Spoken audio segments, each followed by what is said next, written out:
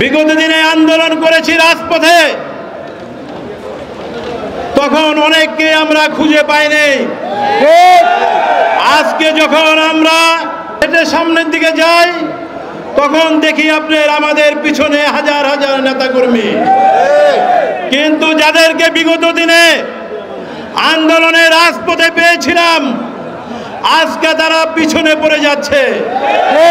তাই আমি বলতে চাই, আপনারা সবাই বিএনপি করেন, ঠিক আছে, কিন্তু যারা বিগত দিনে আন্দোলন সংগ্রামে মাঠে ছিলেন, তাদেরকে সামনের কাতারে জায়গা করে দিতে হবে। আমরা তাদেরকে সাথে নিয়ে এগিয়ে যেতে চাই। প্রিয় সাথী ও বন্ধুরা আমার, ইতিমধ্যে আমরা দেখতে পাচ্ছি এখন নির্বাচনের সময় হয়েছে, অনেকেই মিথ্যা আশ্বাস দিচ্ছেন, নেতাকর্মীদেরকে বিভ্রান্ত ছড়াচ্ছেন। আমি নমিনেশন পাবো, আমি নমিনেশন নিয়ে আসছি, আপনারা আমার সাথে থাকেন। আমি একটি স্পষ্ট ভাষায় বলতে চাই, বিগত দিনে যেইভাবে নমিনেশন দেওয়া হয়েছিল, ইনশাল্লাহ আশা করি আগামীতে আমাদের চেয়ারম্যান, ভারপ্রাপ্ত চেয়ারম্যান এবং আমাদের নেত্রী দেশনেত্রী বেগম খালেদা জিয়া আর সেইভাবে নমিনেশন দিবেন না।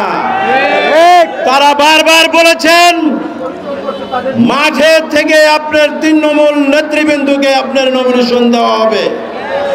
যারা ছাত্রদল যুবদল করে মূল দলের নেতৃত্ব দিচ্ছেন, তারাই একমাত্র এই নমিনেশনের দাবিদার, এবং আমরা তৃণমূল নেতৃবৃন্দ তাদের পক্ষে আমরা ইনশাল্লাহ কাজ করব যেন তারাই নমিনেশন পান।